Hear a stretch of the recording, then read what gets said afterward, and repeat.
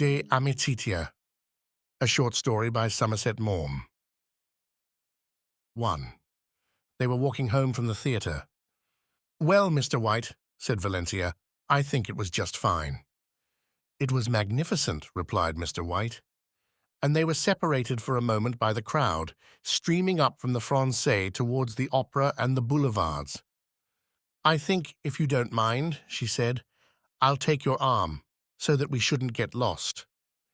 He gave her his arm, and they walked through the Louvre and over the river on their way to the Latin Quarter. Valentia was an art student, and Ferdinand White was a poet. Ferdinand considered Valentia the only woman who had ever been able to paint, and Valentia told Ferdinand that he was the only man she had met who knew anything about art without being himself an artist. On her arrival in Paris a year before, she had immediately inscribed herself at the offices of the New York Herald, Valentia Stewart, Cincinnati, Ohio, USA. She settled down in a respectable pension, and within a week was painting vigorously. Ferdinand White arrived from Oxford at about the same time, hired a dirty room in a shabby hotel, ate his meals at cheap restaurants in the Boulevard Saint-Michel, read Stephen Mallarmé, and flattered himself that he was leading la vie de bohème. After 2 months, the fates brought the pair together, and Ferdinand began to take his meals at Valentia's pension. They went to the museums together, and in the sculpture gallery at the Louvre, Ferdinand would discourse on ancient Greece in general and on Plato in particular, while among the pictures Valentia would lecture on tones and values and chiaroscuro. Ferdinand renounced Ruskin and all his works. Valentia read the Symposium. Frequently in the evening they went to the theatre, sometimes to the Francais, but more often to the Odeon. And after the performance, they would discuss the play, its art, its technique, above all, its ethics. Ferdinand explained the piece he had in contemplation, and Valentia talked of the picture she meant to paint for next year's Salon, and the lady told her friends that her companion was the cleverest man she had met in her life, while he told his that she was the only really sympathetic and intelligent girl he had ever known. Thus were united in bonds of amity Great Britain on the one side and the United States of America and Ireland on the other. But when Ferdinand spoke of Valentia to the few Frenchmen he knew, they asked him, "But this Miss Stewart, is she pretty?" "Certainly, in her American way, a long face, with the hair parted in the middle and hanging over the nape of the neck. Her mouth is quite classic." "And have you never kissed the classic mouth?" "I? Never." "Has she a good figure?" "Admirable." "And yet, oh, you English!" And they smiled and shrugged their shoulders as they said, "How English?" "But my good fellow," cried Ferdinand in execrable French, "you don't understand. We are friends, the best of friends." They shrugged their shoulders more despairingly than ever. 2. They stood on the bridge and looked at the water and the dark masses of the houses on the Latin side, with the twin towers of Notre Dame rising dimly behind them. Ferdinand thought of the Thames at night, with the barges gliding slowly down and the twinkling of the lights along the embankment. "It must be a little like that in Holland," she said, "but without the lights and with greater stillness." "When do you start?" She had been making preparations for spending the summer in a little village near Amsterdam, to paint. "I can't go now," cried Valentia. "Corrie Sales is going home, and there's no one else I can go with, and I can't go alone." "Where are you going?" I have no plans. I never make plans." They paused, looking at the reflections in the water. Then she said, "I don't see why you shouldn't come to Holland with me." He did not know what to think. He knew she had been reading the Symposium. "After all," she said, "there's no reason why one shouldn't go away with a man as well as with a woman."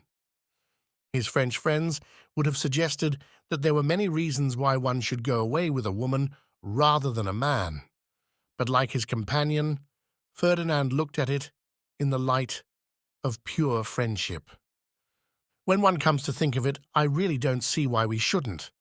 And the mere fact of staying at the same hotel can make no difference to either of us.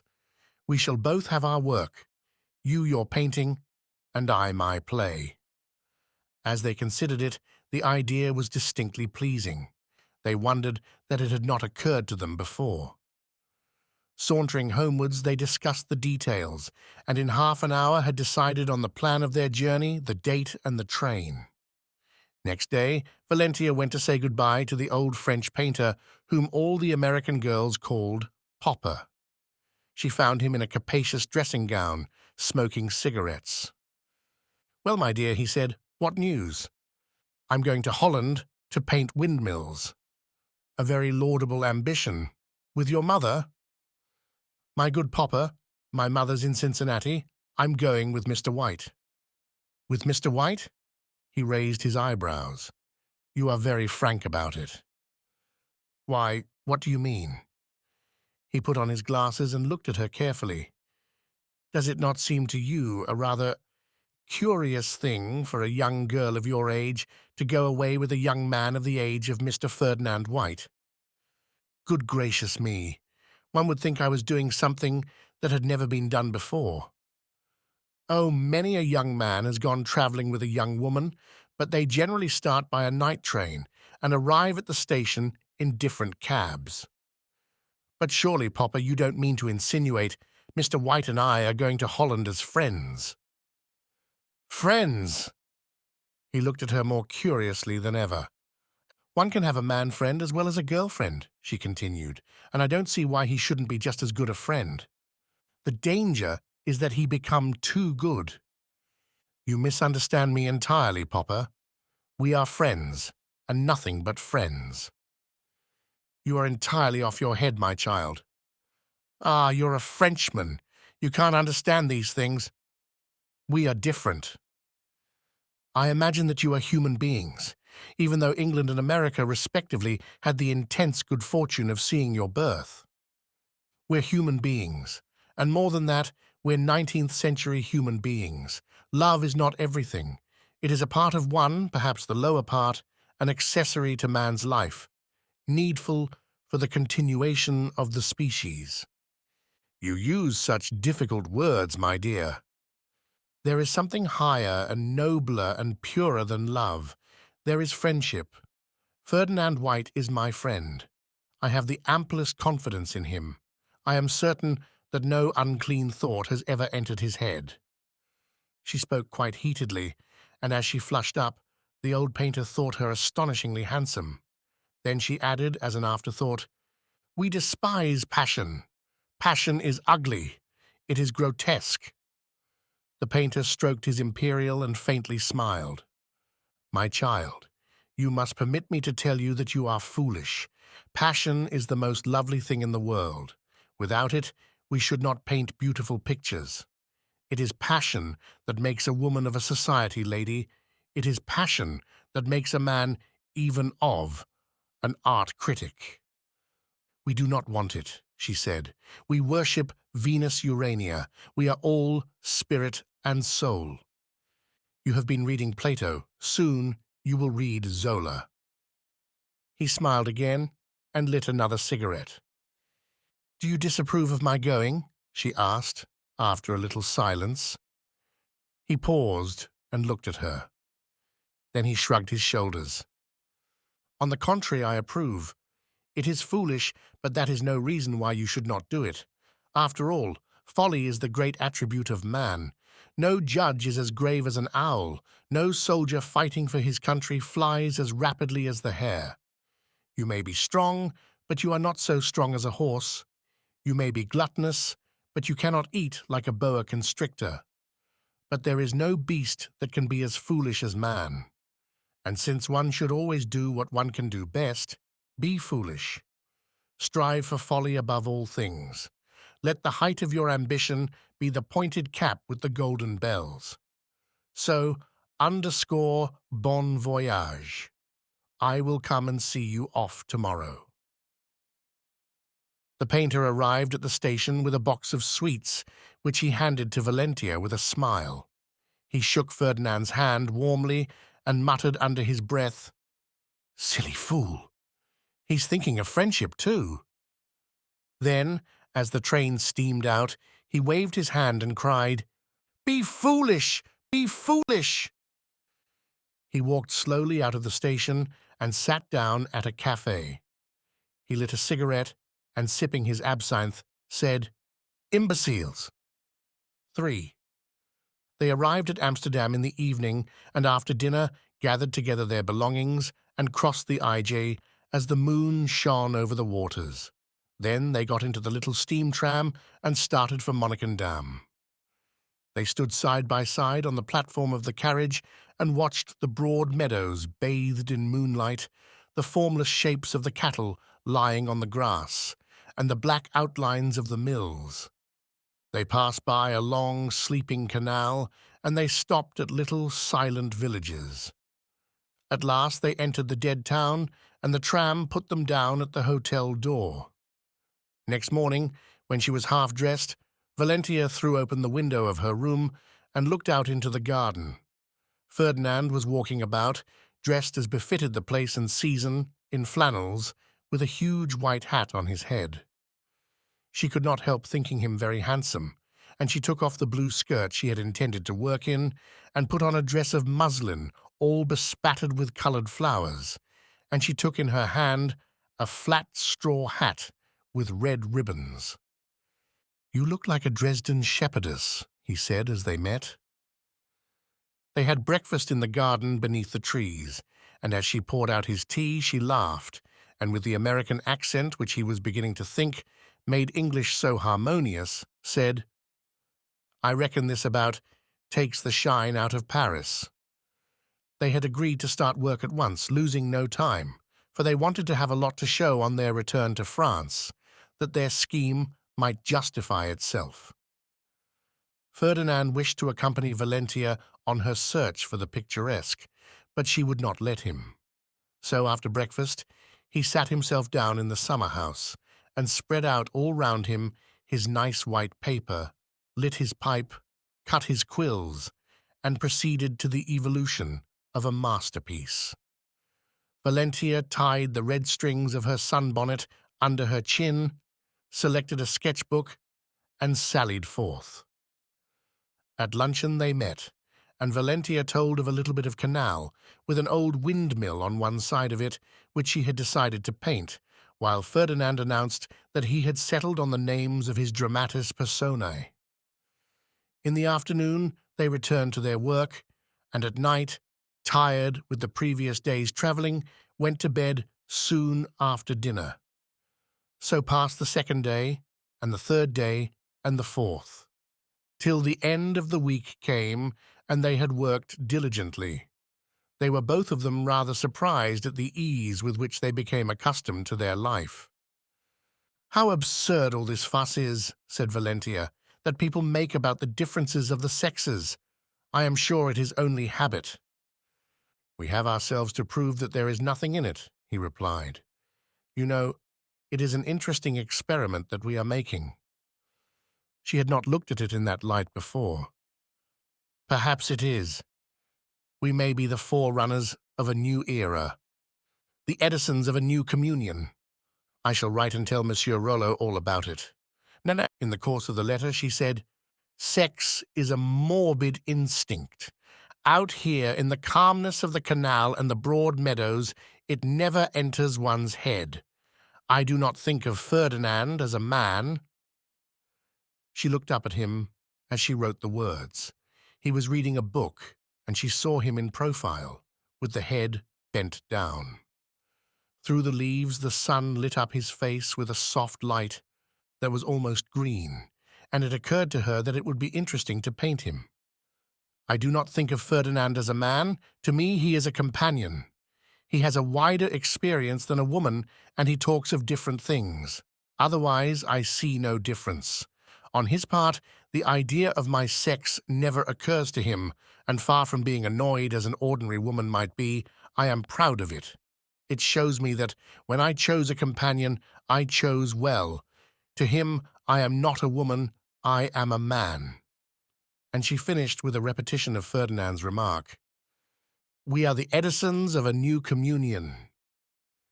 When Valentia began to paint her companion's portrait, they were naturally much more together, and they never grew tired of sitting in the pleasant garden under the trees while she worked at her canvas and green shadows fell on the profile of Ferdinand White. They talked of many things. After a while, they became less reserved about their private concerns. Valentia told Ferdinand about her home in Ohio and about her people, and Ferdinand spoke of the country parsonage in which he had spent his childhood and the public school, and lastly of Oxford and the strange, happy days when he had learnt to read Plato and Walter Pater. At last, Valentia threw aside her brushes and leant back with a sigh. "It is finished." Ferdinand rose and stretched himself and went to look at his portrait. He stood before it for a while, and then he placed his hand on Valentia's shoulder. "You are a genius, Miss Stewart." She looked up at him. "Ah, Mr. White, I was inspired by you. It is more your work than mine." 4. In the evening, they went out for a stroll. They wandered through the silent street. In the darkness, they lost the quaintness of the red brick houses, contrasting with the bright yellow of the paving. But it was even quieter than by day. The street was very broad, and it wound about from east to west and from west to east, and at last it took them to the tiny harbour. 2 fishing smacks were basking on the water, moored to the side, and the Zuider Zee was covered with the innumerable reflections of the stars. On one of the boats, a man was sitting at the prow, fishing, and now and then, through the darkness, one saw the red glow of his pipe. By his side, huddled up on a sail, lay a sleeping boy. The other boat seemed deserted. Ferdinand and Valentia stood for a long time, watching the fisher, and he was so still that they wondered whether he too was sleeping. They looked across the sea, and in the distance saw the dim lights of Marken, the island of fishers. They wandered on again through the street, and now the lights in the windows were extinguished one by one, and sleep came over the town, and the quietness was even greater than before. They walked on, and their footsteps made no sound. They felt themselves alone in the dead city, and they did not speak. At length they came to a canal gliding towards the sea. They followed it inland, and here the darkness was equal to the silence. Great trees that had been planted when William of Orange was king in England threw their shade over the water, shutting out the stars. They wandered along on the soft earth. They could not hear themselves walk, and they did not speak. They came to a bridge over the canal and stood on it, looking at the water and the trees above them, and the water and the trees below them, and they did not speak. Then, out of the darkness, came another darkness, and gradually loomed forth the heaviness of a barge. Noiselessly it glided down the stream, very slowly. At the end of it, a boy stood at the tiller, steering, and it passed beneath them and beyond, till it lost itself in the night, and again they were alone. They stood side by side, leaning against the parapet, looking down at the water. And from the water rose up love, and love fluttered down from the trees, and love was borne along upon the night air. Ferdinand did not know what was happening to him. He felt Valentia by his side, and he drew closer to her till her dress touched his legs, and the silk of her sleeve rubbed against his arm. It was so dark that he could not see her face. He wondered of what she was thinking. She made a little movement, and to him came a faint wave of the scent she wore. Presently 2 forms passed by on the bank, and they saw a lover with his arm round a girl's waist, and then they too were hidden in the darkness. Ferdinand trembled as he spoke. "Only love is waking." "And we," she said, "and you." He wondered why she said nothing. Did she understand? He put his hand on her arm. Valentia! He had never called her by her Christian name before. She turned her face towards him. What do you mean? Oh, Valentia, I love you. I can't help it. A sob burst from her. Didn't you understand, he said, all those hours that I sat for you while you painted, and these long nights in which we wandered by the water? I thought you were my friend. I thought so too, when I sat before you and watched you paint, and looked at your beautiful hair and your eyes. I thought I was your friend, and I looked at the lines of your body beneath your dress.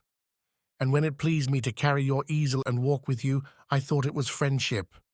Only tonight, I know I am in love. Oh, Valentia, I am so glad. She could not keep back her tears. Her bosom heaved, and she wept. You are a woman, he said. Did you not see? I am so sorry, she said, her voice all broken. I thought we were such good friends. I was so happy. And now, you have spoilt it all. Valentia, I love you. I thought our friendship was so good and pure, and I felt so strong in it. It seemed to me so beautiful. Did you think I was less a man than the fisherman you see walking beneath the trees at night? It is all over now, she sighed. What do you mean? I can't stay here with you alone. You're not going away. Before, there was no harm in our being together at the hotel, but now, oh, Valentia, don't leave me. I can't live without you. She heard the unhappiness in his voice. She turned to him again and laid her 2 hands on his shoulders. Why can't you forget it all, and let us be good friends again? Forget that you are a man. A woman can remain with a man forever, and always be content to walk and read and talk with him, and never think of anything else. Can you forget it, Ferdinand? You will make me so happy. He did not answer, and for a long time they stood on the bridge in silence. At last he sighed, a heartbroken sigh. Perhaps you're right. It may be better to pretend that we are friends. If you like, we will forget all this. Her heart was too full. She could not answer, but she held out her hands to him. He took them in his own, and bending down, kissed them. Then they walked home, side by side, without speaking. 5. Next morning, Valentia received M. Rollo's answer to her letter. He apologized for his delay in answering. You are a philosopher, he said. She could see the little snigger with which he had written the words. You are a philosopher, and I was afraid lest my reply should disturb the course of your reflections on friendship. I confess that I did not entirely understand your letter, but I gathered that the sentiments were correct, and it gave me great pleasure to know that your experiment has had such excellent results. I gather that you have not yet discovered that there is more than a verbal connection between friendship and love. The reference is to the French equivalents of those states of mind. But to speak seriously, dear child, you are young and beautiful now, but not so very many years shall pass before your lovely skin becomes coarse and muddy, and your teeth yellow, and the wrinkles appear about your mouth and eyes. You have not so very many years before you in which to collect sensations, and the recollection of one's loves is perhaps the greatest pleasure left to one's old age. To be virtuous, my dear, is admirable, but there are so many interpretations of virtue.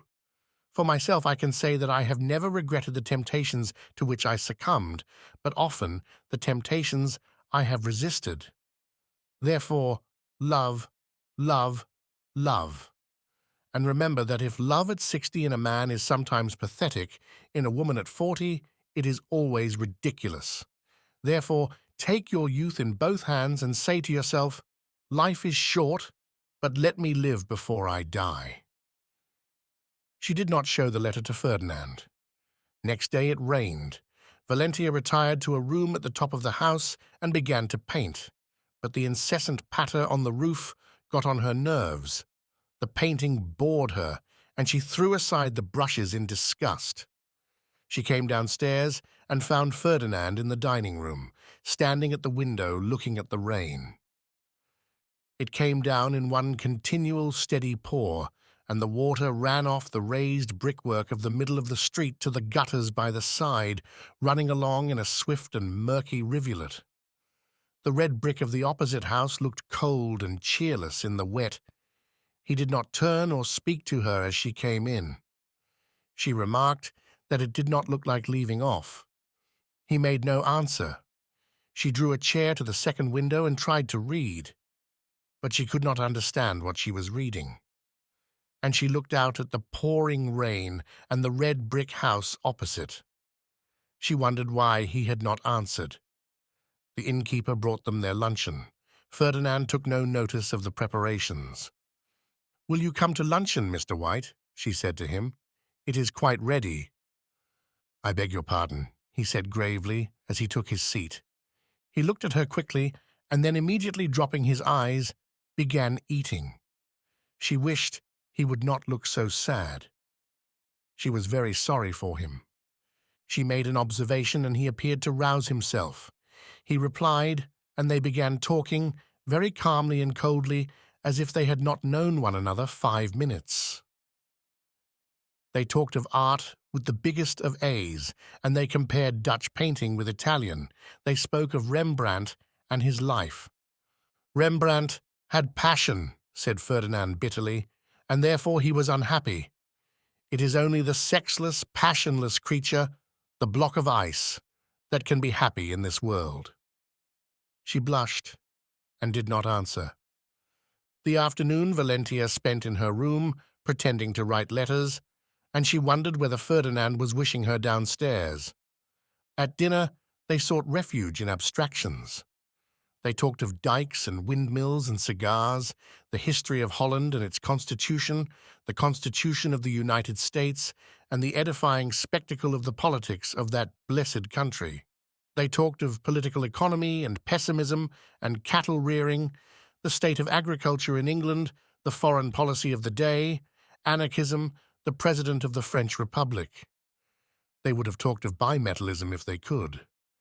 People hearing them would have thought them very learned and extraordinarily staid.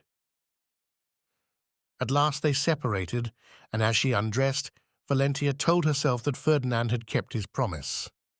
Everything was just as it had been before, and the only change was that he used her Christian name, and she rather liked him to call her Valentia. But next day Ferdinand did not seem able to command himself. When Valentia addressed him, he answered in monosyllables, with eyes averted. But when she had her back turned, she felt that he was looking at her. After breakfast, she went away painting haystacks and was late for luncheon. She apologized. "It is of no consequence," he said, keeping his eyes on the ground. And those were the only words he spoke to her during the remainder of the day. Once, when he was looking at her surreptitiously, and she suddenly turned round, their eyes met, and for a moment he gazed straight at her, then walked away. She wished he would not look so sad. As she was going to bed, she held out her hand to him to say good night, and she added, "I don't want to make you unhappy, Mr. White. I'm very sorry." "It's not your fault," he said. "You can't help it if you're a stock and a stone." He went away without taking the proffered hand. Valentia cried that night. In the morning, she found a note outside her door. "Pardon me if I was rude, but I was not master of myself. I am going to Volendam. I hate Monnikendam." 6. Ferdinand arrived at Volendam. It was a fishing village, only 3 miles across country from Monnikendam, but the route, by steam tram and canal, was so circuitous that with luggage it took 1-2 hours to get from place to place. He had walked over there with Valentia, and it had almost tempted them to desert Monnikendam. Ferdinand took a room at the hotel and walked out, trying to distract himself. The village consisted of a couple of score of houses built round a semicircular dike against the sea, and in the semicircle lay the fleet of fishing boats. Men and women were sitting at their doors mending nets. He looked at the fishermen, great sturdy fellows with rough, weather-beaten faces, huge earrings dangling from their ears. He took note of their quaint costume, black stockings and breeches, the latter more baggy than a Turk's, and the crushed strawberry of their high jackets cut close to the body. He remembered how he had looked at them with Valentia and the group of boys and men that she had sketched. He remembered how they walked along, peeping into the houses, where everything was spick and span, as only a Dutch cottage can be, with old delf plates hanging on the walls, and pots and pans of polished brass. And he looked over the sea to the island of Marken, with its masts crowded together, like a forest without leaf or branch. Coming to the end of the little town, he saw the church of Monnikendam, the red steeple half hidden by the trees. He wondered where Valentia was, what she was doing. But he turned back resolutely and, going to his room, opened his books and began reading. He rubbed his eyes and frowned in order to fix his attention, but the book said nothing but Valentia. At last he threw it aside and took his Plato and his dictionary, commencing to translate a difficult passage, word for word. But whenever he looked up a word, he could only see Valentia, and he could not make head or tail of the Greek. He threw it aside also and set out walking. He walked as hard as he could, away from Monnikendam. The second day was not quite so difficult, and he read till his mind was dazed, and then he wrote letters home and told them he was enjoying himself tremendously, and he walked till he felt his legs dropping off. Next morning it occurred to him that Valentia might have written. Trembling with excitement, he watched the postman coming down the street, but he had no letter for Ferdinand. There would be no more post that day, but the next day Ferdinand felt sure there would be a letter for him. The postman passed by the hotel door without stopping. Ferdinand thought he should go mad. All day he walked up and down his room, thinking only of Valentia. Why did she not write? The night fell, and he could see from his window the moon shining over the clump of trees about Monnikendam Church. He could stand it no longer. He put on his hat and walked across country. The 3 miles were endless. The church and the trees seemed to grow no nearer, and at last, when he thought himself close, he found he had a bay to walk round, and it appeared further away than ever. He came to the mouth of the canal along which he and Valentia had so often walked. He looked about, but he could see no one. His heart beat as he approached the little bridge, but Valentia was not there. Of course she would not come out alone. He ran to the hotel and asked for her. They told him she was not in. He walked through the town. Not a soul was to be seen. He came to the church. He walked round, and then, right at the edge of the trees, he saw a figure sitting on a bench. She was dressed in the same flowered dress which she had worn when he likened her to a Dresden shepherdess. She was looking towards Volendam. He went up to her silently. She sprang up with a little shriek. "Ferdinand!" "Oh, Valentia, I cannot help it. I could not remain away any longer. I could do nothing but think of you all day, all night. If you knew how I loved you. Oh, Valentia, have pity on me. I cannot be your friend.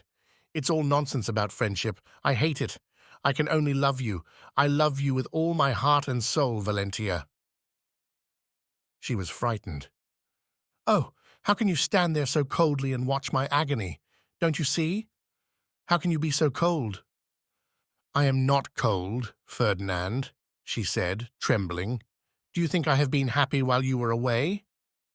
"Valentia!" "I thought of you too, Ferdinand, all day, all night, and I longed for you to come back. I did not know till you went that I loved you." "Oh, Valentia!" He took her in his arms and pressed her passionately to him. "No, for God's sake!" She tore herself away, but again he took her in his arms, and this time he kissed her on the mouth. She tried to turn her face away. "I shall kill myself, Ferdinand." "What do you mean?" "In those long hours that I sat here looking towards you, I felt I loved you. I loved you as passionately as you said you loved me. But if you came back and anything happened, I swore that I would throw myself in the canal." He looked at her. "I could not live afterwards," she said hoarsely. "It would be too horrible. I should be— Oh, I can't think of it." He took her in his arms again and kissed her. "Have mercy on me," she cried. "You love me, Valentia." "Oh, it is nothing to you. Afterwards you will be just the same as before. Why cannot men love peacefully like women? I should be so happy to remain always as we are now and never change. I tell you I shall kill myself." "I will do as you do, Valentia." "You?" "If anything happens, Valentia," he said gravely, "we will go down to the canal together." She was horrified at the idea, but it fascinated her. "I should like to die in your arms," she said. For the second time he bent down and took her hands and kissed them. Then she went alone into the silent church and prayed. 7. They went home. Ferdinand was so pleased to be at the hotel again, near her. His bed seemed so comfortable, he was so happy, and he slept, dreaming of Valentia. The following night they went for their walk, arm in arm, and they came to the canal. From the bridge they looked at the water. It was very dark. They could not hear it flow. No stars were reflected in it, and the trees by its side made the depth seem endless. Valentia shuddered. Perhaps in a little while their bodies would be lying deep down in the water, and they would be in one another's arms, and they would never be separated. Oh, what a price it was to pay! She looked tearfully at Ferdinand, but he was looking down at the darkness beneath them, and he was intensely grave.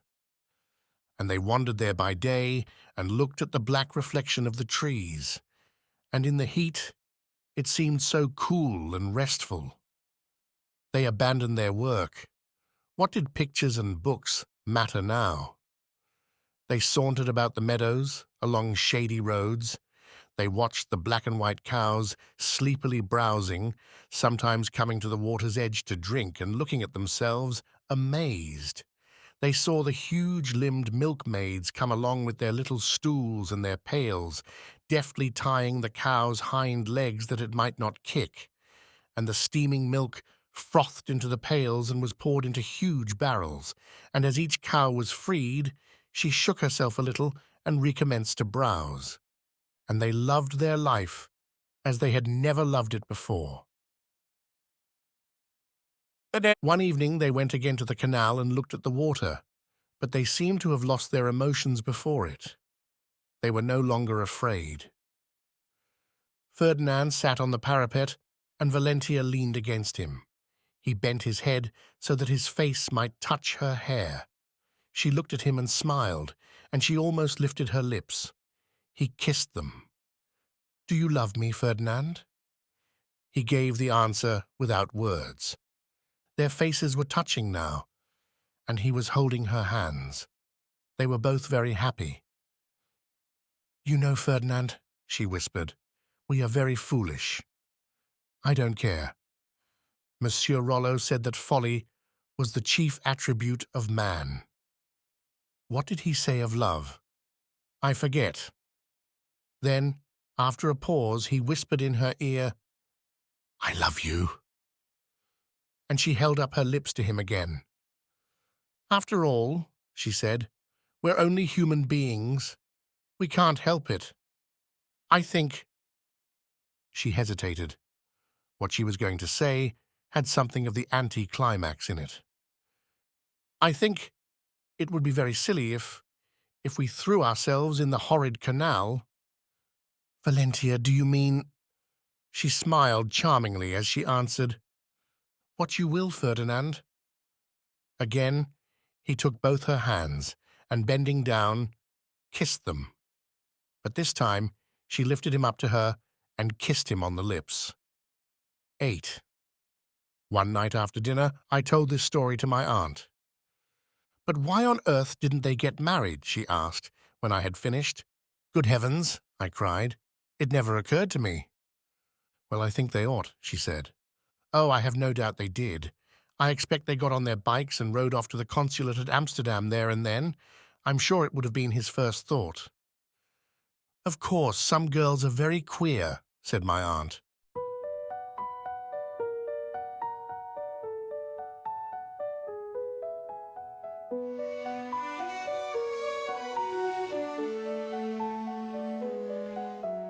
Under the Paris sky,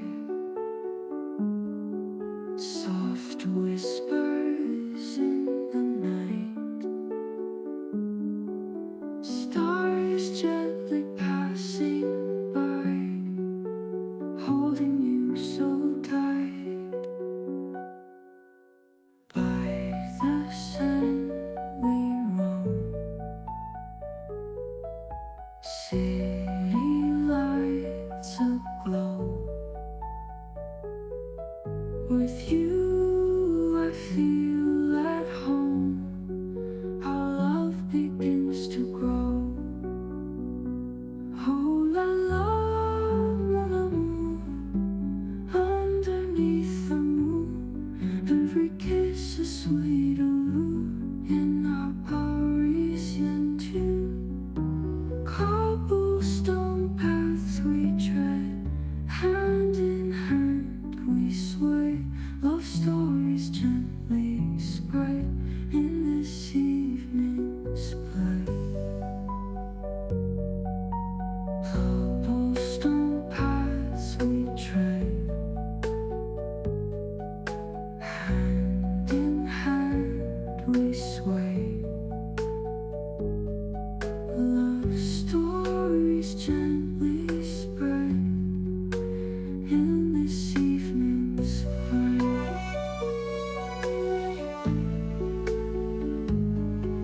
The Eiffel's gentle gleam lights up like our dream. With you it's so serene in this lover's theme. Oh la la, mon amour. Underneath the moon, every kiss is sweet.